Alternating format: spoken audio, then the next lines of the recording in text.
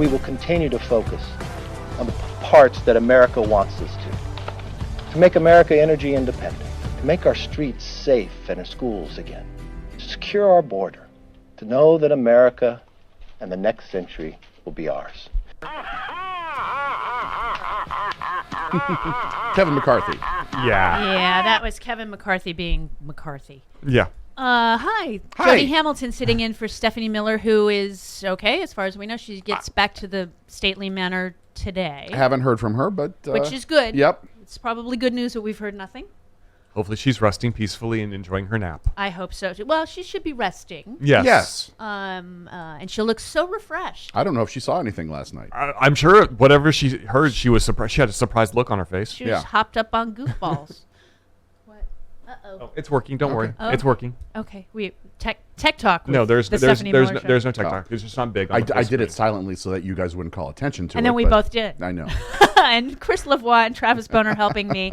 323-410-0458. So. What? Was there anything happening on TV last night? Nobody could find out who said, "Oh, bitch, please." Well, that's the important news of the day. Yeah. Obviously. Well, we need a select committee to figure that one out. I know. Yeah, seriously, nobody can figure that out. I know. I even went on DuckDuckGo to try to figure it out. Bitch, please take your line of bull down to the corner market and sell it there, because this five and dime isn't buying your line today. I think it is Allison Janney. The more I hear it, and it's obviously been put in my head. It does. It sounds solid for her, but I don't know what it'd be from. Yeah. Again, Mom. Hi. Ask. I'll when I talk to my mom this weekend, I'll just ask her to ask Ms. Janney. Your mom she being did say that. Carol Burnett. She's doing a TV series with Ms. Janney. That's amazing. And not my mother, Kristen Wiig. Someone on Twitter thought your mom was Kristen Wiig. Yeah, Kristen Wiig is younger than I am, so I'm in somebody else's basement sitting in. And that's how well I'm doing. And I told you I'm friends with the showrunner of the show, which is such a weird. It was like when I saw that, I was like, "Wait, this is Abe's show." I love that. I think, and he's a fan of this show, so he's probably listening to you talk about. Will you ask Ms. Janney if she did that? Because if you're listening, my mom's sleeping.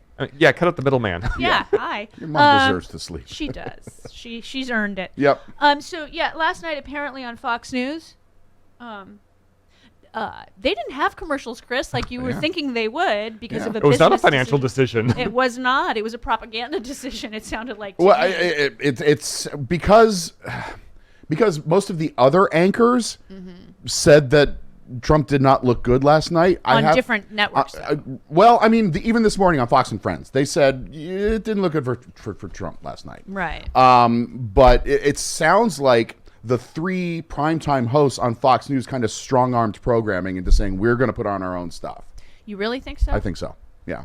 I mean, you really think it wasn't Murdoch involved at all? If Murdoch was involved in the decision for all of the other shows and for putting it on Fox Business. They don't get the ratings that Tucker and et al. Get either. Yeah. I mean prime time is prime time. If you want to hear from Sean Hannity last night, you could have just watched the January 6th hearings when they read his text. They also didn't want their base to tune out. And that's the other they didn't want thing. them to have a commercial break to go over and look and see what was happening on the real world. That's what it was. And because they had like the shots of the hearing, but as soon as they went to video or anything else, they just looked at the audience. Yeah. And we have Glenn Kirshner coming up at the bottom of the hour to discuss with us. Sorry, Stephanie, we got him anyway. Hey. And this is the uniform I wear when he's on, so he's going to wonder why I keep wearing the same shirt. Right. That poor girl who guest hosts for Stephanie can only has afford one shirt. one shirt. Again, I'm in somebody else's basement. So last night was, as far as, Tucker Carlson, whose name is Tucker Carlson, he said the whole thing is insulting. In fact, it's deranged and we're not playing along. This is the only hour on an American news channel, and I put that in quotes, that will not be carrying their propaganda live. We'll just carry ours. Yeah. That was his subtitle. They are lying and we're not going to help them do it. And then his questioning, what did happen exactly on January 6th? What's the truth of that day? Well, that's still unknown. I saw a lot of truth I saw a lot of truth last night, and Jill Wine-Banks tweeted out, what do you think of seeing the new video footage? And it brought me back to tears. Yeah, I mean, it was. I got emotional watching that. And the officer. The officer's she was. testimony. You could see that her PTSD is still obviously very raw. And her injuries. I mean, she was injured. She had a traumatic brain injury. She's trying to come back from those injuries. Yeah. Yeah. And the fact that she got up after a concussion, being knocked basically. out. Yeah. When she should have. And she said her adrenaline kicked in, which is understandable. Yeah. But I mean, this is, by the way, perfect for television. She is quite pretty. That is an Aaron Spelling production, correct, Chris? Yes, it is. Really, I mean, it was like, that was kind of smart, because then people are going to look at her in a different, not in a different light, but go, okay, I'm going to listen to this person. The documentarian, though, he did not want to be there. Yeah. And Charlie Pierce tweeted, my Charlie. You're Charlie. He tweeted out, why is he talking about bad hotels in D.C., really? He was. I got his point. I did, but it was, in that he was surprised that so many people were so many rooms were booked up. Were in DC. Right. You know, for really a non-event date. Right. You know, it wasn't like the inauguration or anything. Right. It was an event date because Donald Trump called them all there for Well, it. yes, Exactly. and so that was his point, is that Donald Trump made it into an event date. Right. That where hotel rooms were very hard to find. very hard to find. Yeah. Virginia So I has got nice his point. hotels. I did too. And he could charge a premium at his hotel in D.C. Yeah, when we were there for Obama's second inauguration, hotels were really hard to find. Yeah, I mean, that makes sense. Yeah. And for the Women's March in 21 was also difficult, I'm sure, to get rooms, because there were a lot of folks there for that. That was also an inauguration. Yes, but that's not why people were there. I mean, people were there for two reasons. Yeah. Mainly to go to do you know what to who. But I thought that they did an excellent job. Yeah, excellent. It was concise. Yep.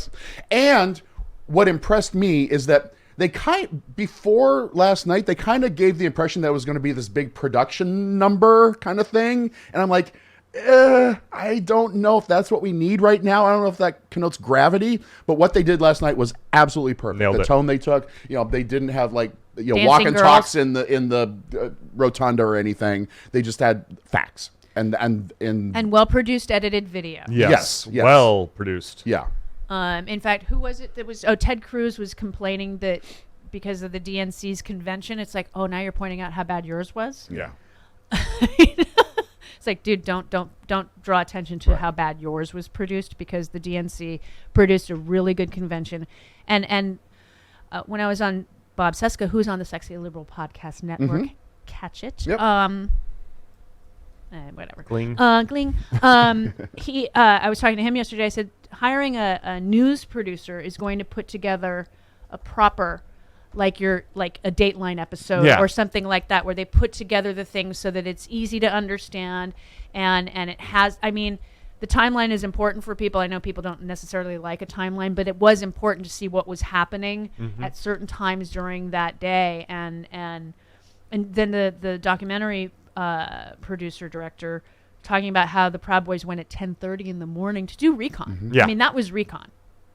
No doubt in my mind. Yeah, 100%. 100%. It just is like, I was very impressed with it. I liked that it was concise and easy to understand. Some of the audio on the cell phone footage and stuff was difficult, and some of the Capitol Police stuff was difficult, but there's only so much you can do in post to fix that. Yeah. But it was quite frightening to listen to the Capitol Police. And for Donald and his supporters to talk about how the Capitol Police and Metro and the National Guard were never it's like, you call the National Guard, Donald. That's up to you. And the mayor did ask for reinforcements, and she didn't get them. And so it's like... And Cheney spoke about the fact that Donald didn't call anyone. It was Mike Pence who actually did all the calling to make stuff happen. That to me was really, really damning. There were a few things that stuck out to me. I don't know if you noticed this. Remember when the documentary filmmaker was talking about walking with the Proud Boys, and they stopped to take a picture, and they had that footage? Did you notice how many of them held up the white power symbol? That white power symbol, you saw a lot of that last night in the in the video, and that really struck me. And then the other thing was when Officer Edwards, when she was talking, about at the bike racks at I think Yes. it was Peace Circle, Uh-huh. and she talked about how the tone changed in the guy on the megaphone. Do you remember that when she talked about that change in tone? That, Yes. Like he started attacking the cops and be like, "You guys got paychecks during the shutdown. You did this," and he turned the crowd against them. And she said, and I heard this group come up twice. I want to ask Glenn about this. She noted there was a group from Arizona with orange hats and orange armbands. Right. Yep. And They it were seemed in like uniform. that was like a reoccurring theme because somebody else mentioned that. Yeah, Orange hats they and- brought that group came up twice. that group came up. The documentary filmmaker and the cop. Yeah, because Yeah. he didn't know them from Right, Arizona. right. Yeah. And also the fact that they said this was a group from Arizona, which we know is where like Gomert and is it Biggs? Gosar. I'm sorry, Gosar. Gosar. And No, Big- we don't claim Gomert in Arizona. Yeah. You could. I mean, we also have Raul Grijalva. That's and, true. yeah, You gotta get some good folks there. But it just that for some reason, because there were so many Arizona members of Congress who were involved in this plot, Yeah. and Yeah. you had that. I want to know more about the orange hats. I want to know more about the who asked for a pardon. Brian. Is Debbie Lesko a member of Congress, or is she just local? Lesko is a member of Congress, Okay. and she is from Arizona Yeah, as well. yeah, And yeah. she's the one who said, Yep. "We got to look out for these Trump people. They're going to be pissed off." Yeah. Yep. And I like. So there were, Arizona's AZ Central, which is the Arizona Right. Republic's website. They said, there were a lot of Arizona connections in the. Yeah, there's a lot of last shenanigans going on with Yeah. Arizona last night, which I noted. night. Yeah, Oh, but you know what? absolutely. There always is. Crazy going crazy. Yeah. Crazy, go cray cray. There's a reason why we called them zoners when I lived in San Diego. Well, zonies. Well, it was interesting when Cheney brought up the fact that several members Yeah.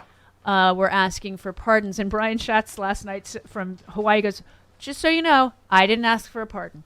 Yeah. Representative from Hawaii, He felt it senator was from Hawaii. necessary to say that. Yeah, he didn't. I thought it was trolling. That was what he was doing. I like him. He's so much. I do too. He's fantastic, but I thought that was very funny, and we'll talk about this when we come back from the break. But I called it, not the only one to call it, but Donald did throw Ivanka under the bus Already. last This morning. night, or I this mean, morning.